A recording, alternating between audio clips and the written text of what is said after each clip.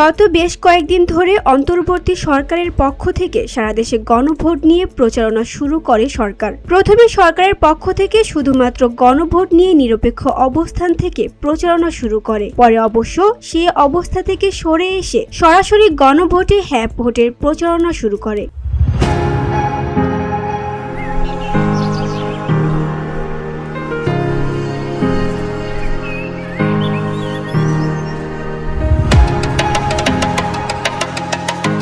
কয়েকদিন আগে প্রধান উপদেষ্টা ডক্টর মোহাম্মদ ইউনূস এ নিয়ে রেডিও টেলিভিশনে প্রচারের জন্য একটি ভিডিও বার্তাও দেন, যেখানে হ্যাঁ ভোট দেওয়ার আহ্বান জানিয়ে অধ্যাপক ইউনূস বলেন, হ্যাঁ ভোট দিলে বৈষম্য, শোষণ ও নিপীড়ন থেকে মুক্ত হবে দেশ এবং নতুন বাংলাদেশ গড়ার দরজা খুলে যাবে। সংস্কার কমিশনের রিপোর্ট, দফায় দফায় রাজনৈতিক দলগুলোর সাথে বৈঠকের পর গণভোটে মোট 84টি সংস্কার প্রস্তাব অন্তর্ভুক্ত রয়েছে। এর মধ্যে 47টি প্রস্তাবনা সাংবিধানিক এবং 37টি সাধারণ আইন বা নির্বাহী আদেশের মাধ্যমে বাস্তবায়ন করার কথাও জানিয়েছে সরকার।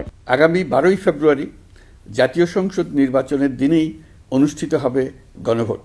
গণভোটে আপনি হ্যাঁ ভোট দিলে বৈষম্য, শোষণ আর নিপীড়ন থেকে মুক্ত হবে বাংলাদেশ। সরকার ও বিরোধী দল একসঙ্গে কাজ করবে।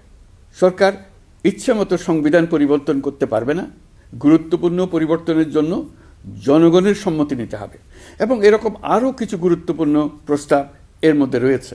গণভোটের 84টি সংস্কার প্রস্তাব থাকলেও এর মধ্যে কোনোটিতে বিএনপি, কোনোটিতে জামায়াত সহ অন্য রাজনৈতিক দলের নোট অব ডিসেন্ট রয়েছে। প্রথমে প্রস্তাবনা ছিল যেসব প্রশ্নে যে রাজনৈতিক দলের নোট অব ডিসেন্ট রয়েছে সেই দলগুলো ক্ষমতায় গেলেও এই প্রস্তাবনাগুলো বাস্তবায়ন করতে বাধ্য থাকবে না।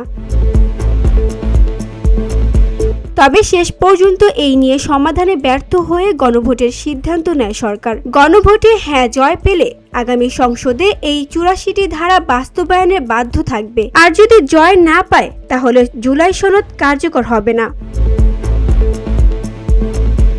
VOD Bangla news desk.